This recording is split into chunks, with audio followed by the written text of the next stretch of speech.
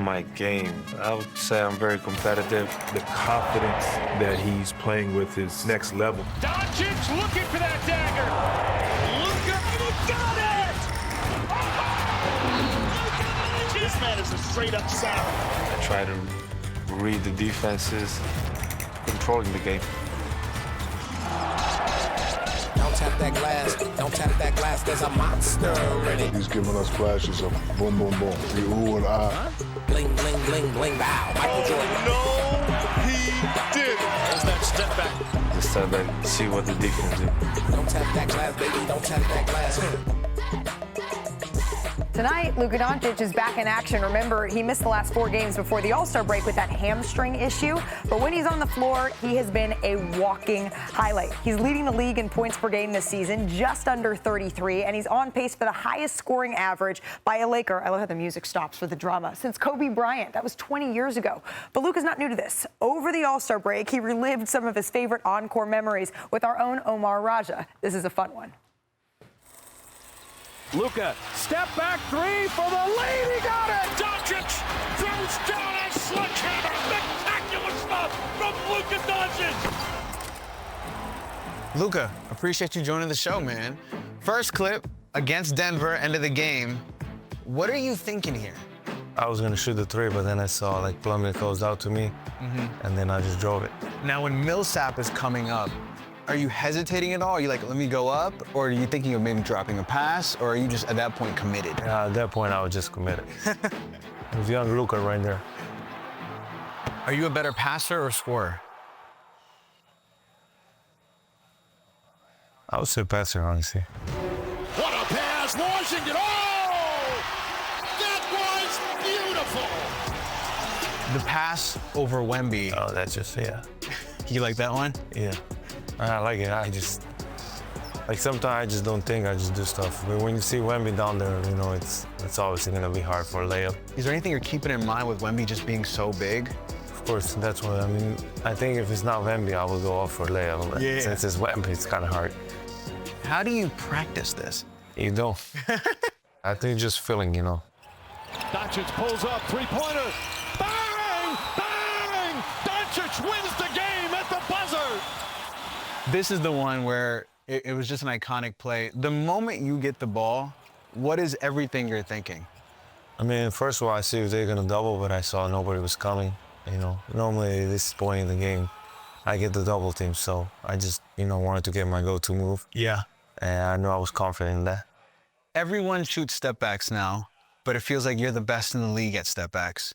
So what makes the perfect step back? You know, balancing, I think, is very important. The balance got to be good, Yeah. especially going back. And then the amount of separation you make with the step back, you know, I just try to make it as long as possible. I'm curious, do you have a favorite highlight? Because I remember this, I was at this game, media's not supposed to react. It was the first time in 10 years I've yelled. I would say this was my favorite moment. Doncic maneuvers for the lead. Got it! What a shot! Dallas has taken the lead. You want Gobert to switch on D, right? Is there something you saw during the game where you're like, this is the mismatch I'm having success with? I mean, it's just like, you know, I like centers on me, especially if they're going to switch. You know, they have normally slower feet than the guards. Right. And I usually have the best defender on me. So I wanted that switch, you know, because centers are a little bit slower than guards. In the early days of Luka, you were very smiley and just happy to be here. And then we got Luka now, who's maybe the best trash talker in the NBA. It's like you and Draymond. When did that change? I don't trash talk right away. I wait to somebody to say something, you know, and then I go back. But this was a really big shot, so that's why. So you're I never was just excited. So you're never the first one. Not many times. Got it. Are you hyping yourself up or are you talking to them usually? I mean, if it's a away game, especially, I'm probably talking to them because they're talking to me the whole game. Luka, appreciate the time, man. Thank you so much. You got all the highlights in the world. Thank you. Yes. I mean, some sometimes Luka's the one starting the trash talk. But look at this. The Lakers are going to have their full complement of regulars to begin this final stretch of the season. They have LeBron. They have Luka. They have Austin for this game tonight. And this is just going to be the 11th time this season that they've all played together. The first time since February the 15th. And they've won 7 of the previous 10 games when all 3 were playing. So let's break down this lineup and the rotations because it's quite fascinating. First of all, when LeBron, Luka, and Austin Reeves are on the floor together, what does this team look like? Well, they actually are negative. Minus 9.6 net efficiency with Luka, Reeves, and LeBron all on the floor, which is quite fascinating when you think about it. Now let's sub out LeBron James here for Marcus Smart. So that means we've got 2 guys right here in the backcourt, Luka and Austin Reeves. What does this situation look like here for the Los Angeles Lakers? They actually are in the positive, plus 14.5 net efficiency with Luka and Reeves on and LeBron James off. Interesting. All right, let's switch it up here and let's give LeBron James some minutes back. So let's bring in LeBron for Luka. Let's bring in the new shooter in for Austin Reeves. What does this look like here for the Lakers if we switch things around? LeBron James by himself on the floor without Luka and without Austin Reeves actually has a plus 7.7 net efficiency in that circumstance. So again, just to reiterate, when the big 3 are on the floor, that's the only negative circumstance for the Los Angeles Lakers. Now, the main problem for this entire group, the possession battle.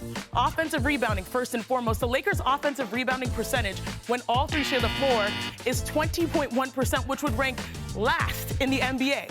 Now let's head over to turnovers. All right. The Lakers have a 15.1% turnover percentage when all 3 share the court, but force a turnover just 12.3% of the time on the defensive end.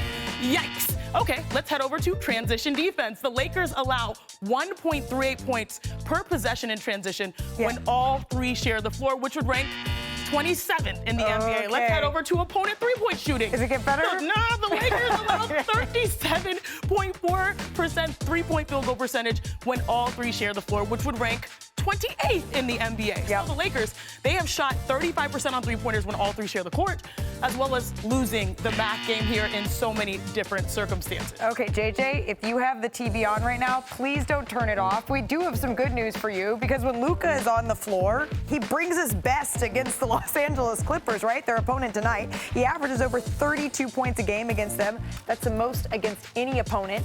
Wilt and MJ, the only 2 players to average more against any team in NBA history. And we're so lucky. The voice of tonight's battle for Los Angeles joins us now, the one and only Dave Pasch. Dave, thanks so much for the time. We love when you come into studio. Good to see you guys. This doesn't happen all that often, and so we feel very lucky to have you. Let's dive into this matchup a little bit. We know that there's something about Luka, and when he faces the Clippers, you've called these games before. You have the best seat in the house. What is it that you're watching in this matchup? Yeah, whether it's the shot in the bubble in the playoffs or his first 50-point game in the regular season against the Clippers, he clearly likes to play against the Clippers. I think there is something there. I'm curious tonight, the fact that we finally get to see these 3 guys for a consistent stretch together, Doncic, James, and Reeves. This feels like it for the Lakers. You've got a stretch of 15 of 18 at home. Getting to 2 feels like it's going to be tough. I don't know if they can make up 5 games in the loss column to catch San Antonio, but can they get to 3 or 4 and have home court in the first round? So they've got to play better at home, and now they're finally healthy. LeBron coming off the triple-double prior to the All-Star break. Oldest player ever to have 4 straight games with 10-plus assists, playing at elite level right now. Approximately how many LeBron James games do you think you've called in your career? So it's my 20th or 21st. So, yeah, I mean, it's been a lot. I mean, over 100. I remember doing a game in Chicago his first year. I was actually doing it with Bill Walton.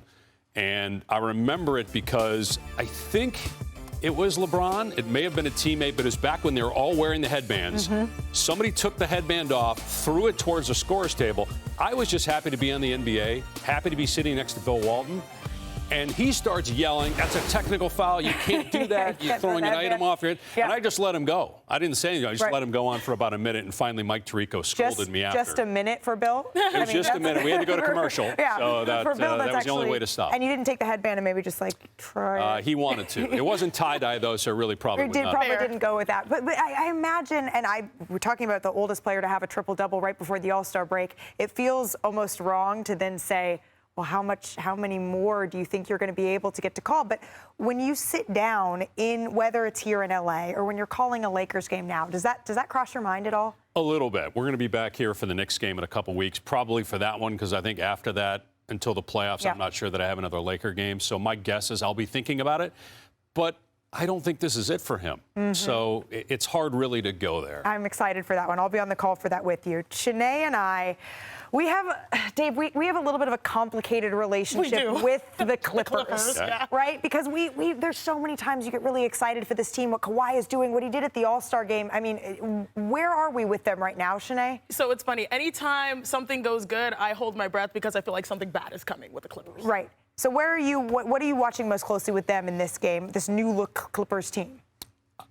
The Zubats trade shocked me because, and then they still won last night. I don't know how they're going to rebound without Zubats. And who's available? The way that Ty Lue has this team playing right now, and Jeff Van Gundy deserves a lot of credit too for that defense. The fact they have the best record in the NBA, and they've had guys. I mean, Derek Jones has been out, so now you're trying to implement Mathurin, who clearly can go get you 30 plus. Right. He's done it now a couple times this year.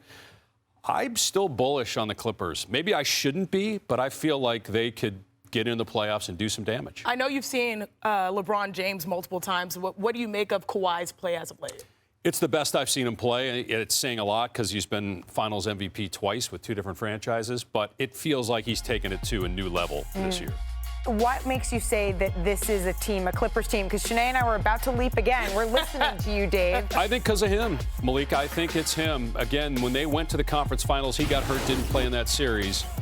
But if he continues to play like this, and we still don't know the results of the investigation and what that might mean for him and the Clippers down the stretch, but if he keeps playing like this, you got to stop him in the playoffs. And when he's playing as well as he is right now, both ends of the floor, plus as much as he gets to the line, career high in free throw shooting, career high in scoring, you got to stop him. You got to beat him 4 times. Yeah. It's going to be tough. He's not a player that tends to beat himself. You have to be the person to stand in his way.